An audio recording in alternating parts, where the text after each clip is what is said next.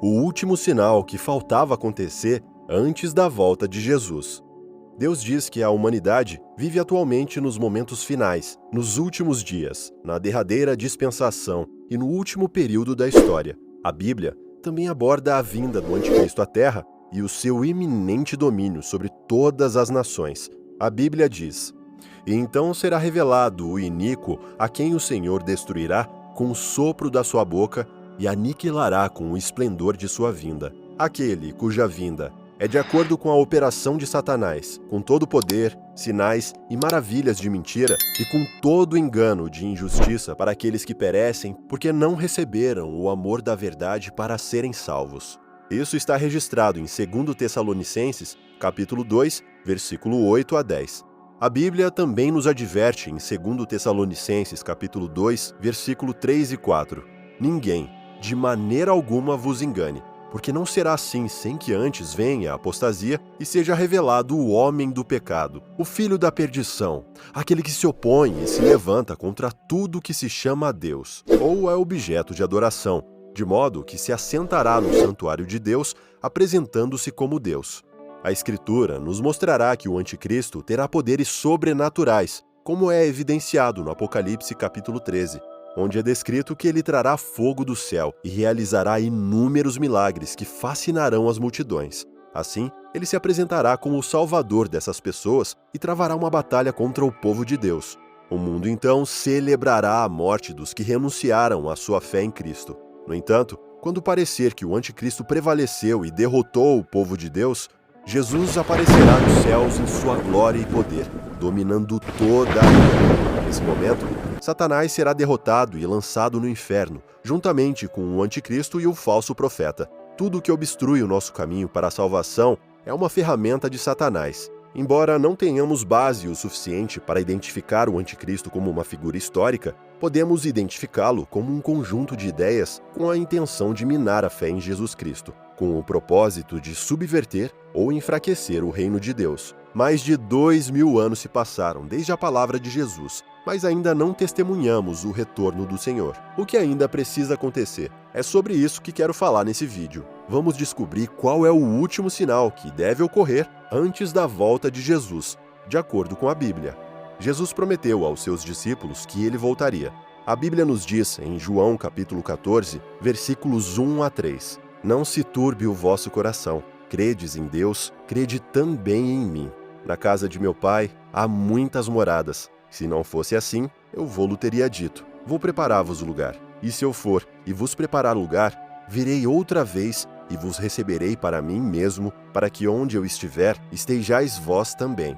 No entanto, Jesus também nos alertou sobre os desafios que enfrentaríamos. Em Mateus capítulo 24, versículos 4 a 9, ele disse: "Cautelai-vos que ninguém vos engane, porque muitos virão em meu nome, dizendo: Eu sou o Cristo, e enganarão a muitos. E ouvireis falar de guerras e de rumores de guerras. Não vos assusteis, porque é necessário que isso aconteça, mas ainda não é o fim.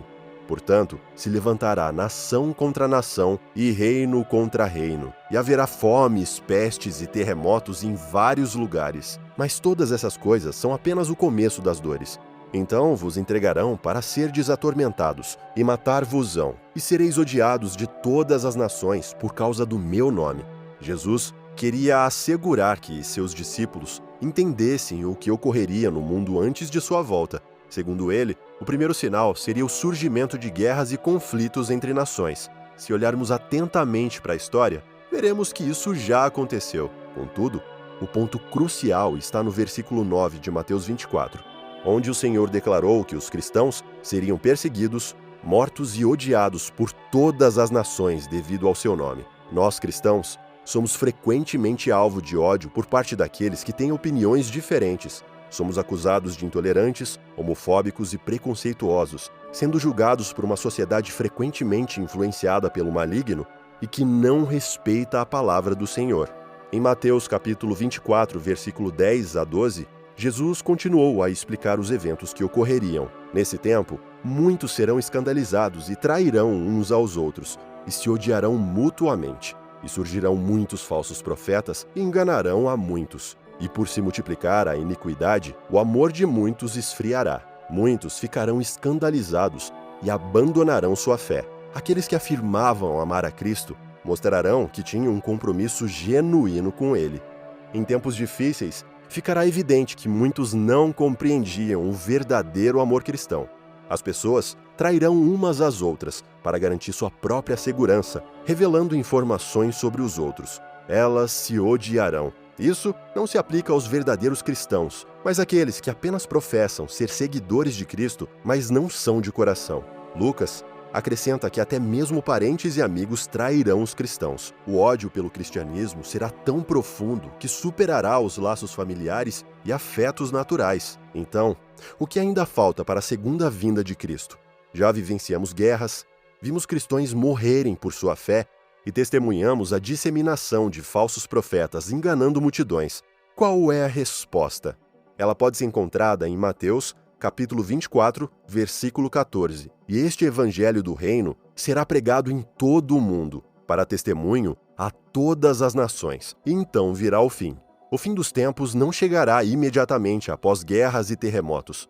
Ele virá quando o evangelho de Cristo for pregado a todas as nações. Há algo interessante a ser destacado nas palavras de Jesus quando ele menciona nações. Ele se refere a todas as pessoas, ou seja, aqueles que não são israelitas. Isso era relevante na época em que Jesus conversava com seus 12 discípulos. A evidência de que isso está acontecendo em nossos dias é principalmente derivada do Novo Testamento. Paulo declarou que a fé dos romanos era conhecida em todo o mundo e que ele pregou na Arábia, Jerusalém e outras regiões. Sabemos que Paulo viajou extensivamente pela Ásia Menor, Grécia, Creta, Itália e possivelmente Espanha e Gália. Simultaneamente, outros apóstolos também estavam ativos. Há evidências substanciais de que, 30 anos após a profecia ter sido proferida, igrejas cristãs já haviam sido estabelecidas em todas essas regiões. Portanto, o evangelho do reino de Deus está sendo pregado em todo o mundo, embora ainda não esteja completamente cumprido, mas está em progresso. A história de Jesus e de seus apóstolos continua a ser conhecida por um número cada vez maior de pessoas em todo o planeta, mesmo em nações onde o cristianismo é condenado. Hoje, praticamente todas as nações têm conhecimento de quem é Jesus, mesmo que alguns optem por não reconhecê-lo como Filho de Deus. E o que veremos e ouviremos quando ele voltar? A Bíblia nos diz em 1 Tessalonicenses, capítulo 4, versículo 16 e 17, porque o Senhor mesmo descerá dos céus com grande clamor à voz do arcanjo e ao som da trombeta de Deus, e os que morreram em Cristo ressuscitarão primeiro. Depois nós, os que ficarmos vivos, seremos arrebatados juntamente com eles nas nuvens para o encontro do Senhor nos ares, e assim estaremos sempre com o Senhor. Portanto, enfrentaremos esses dias com fé, pois a volta de Jesus está próxima. Que Deus os abençoe.